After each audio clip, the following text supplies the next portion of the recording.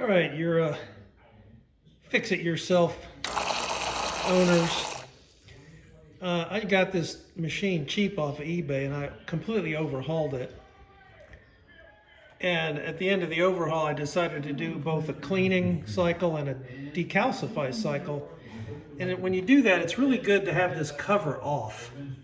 Because with this cover off, you can look in there while the machine is operating and see if you see anything untoward going on.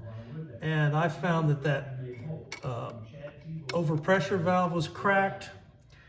I found back in there one of those electrical connectors was arcing.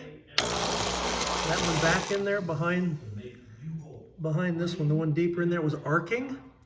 So I had to take the heating element out so I could get access to that, and I sanded the blade, and then I crimped on a new spade connector there. You can see the blue insulation on that spade connector. You can see if your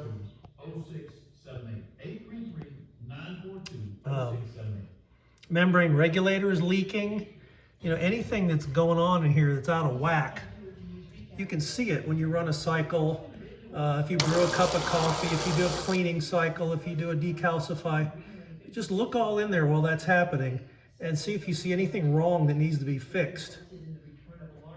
That's a good thing to do.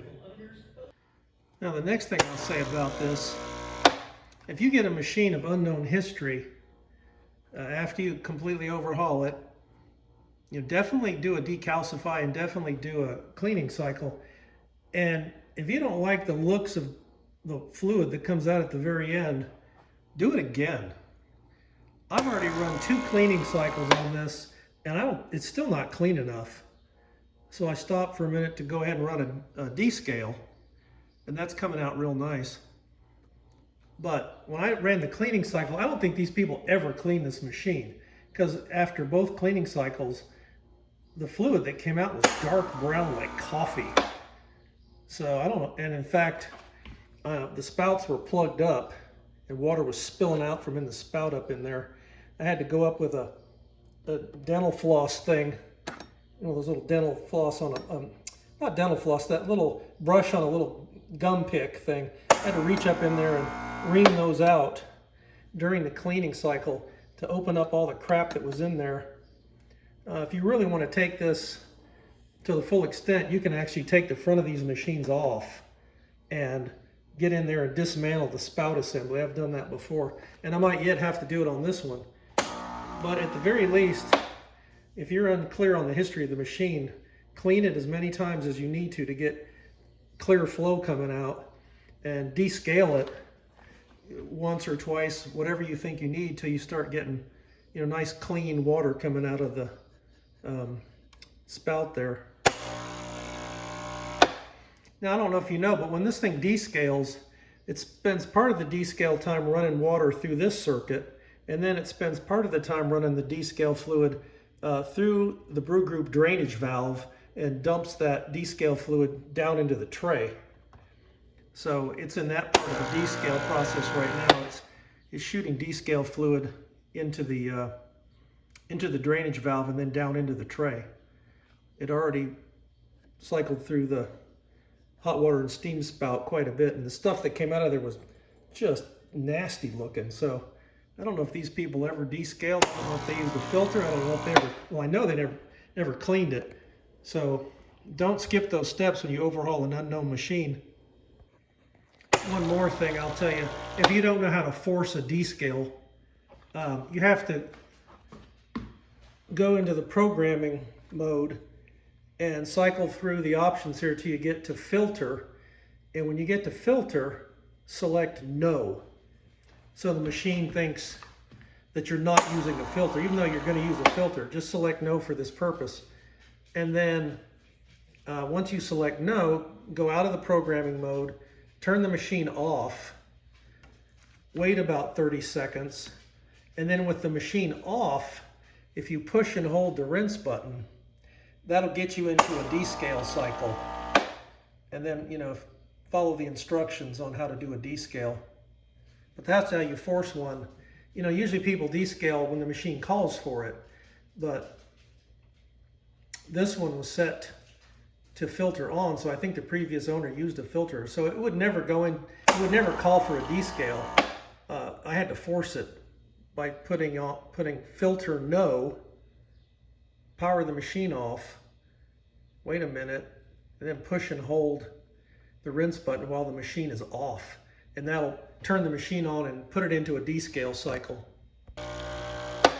Now once you're finished with the descale cycle, or 2 or 3 cycles, however many it takes to get it clean, and you're going to use a filter, you have to go back into the programming mode, cycle through to filter, and then turn filter on so the machine knows you're using a filter. Then in the future, when it calls for a filter change, you turn the machine off, push and hold the rinse button, and now because you've selected filter on, it's going to put you into a change filter mode instead of a descale mode. So be aware of that. When the machine is off and you push and hold this button, it's either going to descale if you've selected filter no, or it's going to kick it into a filter change cycle if you've said filter yes. These are the little brushes I use to get up in there and clean those spouts. That's for hummingbird feeder, and that's one of those dental pick things. Now when you clean the machine, you can buy the expensive Jura tablets, and they're expensive as hell. Or you can just get some OxyClean, because that's what that Jura tablet is made out of. It's made out of OxyClean. And you just get about 3/4 of a teaspoon, maybe a little bit more than that, and then put 1 microscopic drop of Dawn dishwashing detergent on there and let it soak in. And then when it comes time to add the tablet, you pop that lid up and just dump this in there. And this is phenomenally cheap. I think I calculated once the cost of this, a little bit of OxyClean and just a little bit of micro drop of dishwashing soap. I think it's 2 cents. And those tablets I think are about $1.25. So that's a really cheap way to clean your machine without buying the expensive Jura tablets. I looked on the material safety data sheet, and basically this is exactly what it is. It's OxyClean. Now I'm in the 3rd cleaning cycle, and you can see how that water looks. It's not as dark brown as it was, but you can see it's not particularly clean. I might actually go 1 more cleaning cycle on this. Just keep doing it until you're satisfied it's clean enough. Well, that's cycle number 4. And it might have behooved me to just pull the front of the machine off and clean the spout by hand. I haven't quite got it where I want it yet. So there's lots of other videos on YouTube that'll show you how to take one of these apart, how to get the brew group out, how to overhaul the brew group, change the membrane regulator, everything you need to do. And I'm not including that on this video. This is just a few extra bonus tips that you don't usually find on those overhaul videos. So I hope you found these refurb tips helpful. This is a different machine. I'm just using it as a video prop.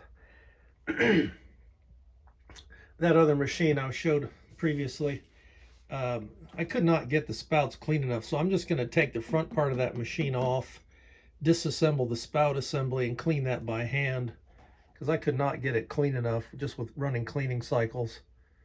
And you may have to do that. I'll probably put that as a separate video to show how to disassemble the front and remove the spout assembly. Another little trick, you can take these trays that get all scratched up and polish them to a mirror finish. Just look on YouTube for stainless steel polishing. You get a grinder and a special wheel and some special compound, and you can get a mirror finish back on your tray. And then once you do that, put a silicone trivet so you don't scratch it up. If I do that tray polishing, I'll put that up as a separate video also.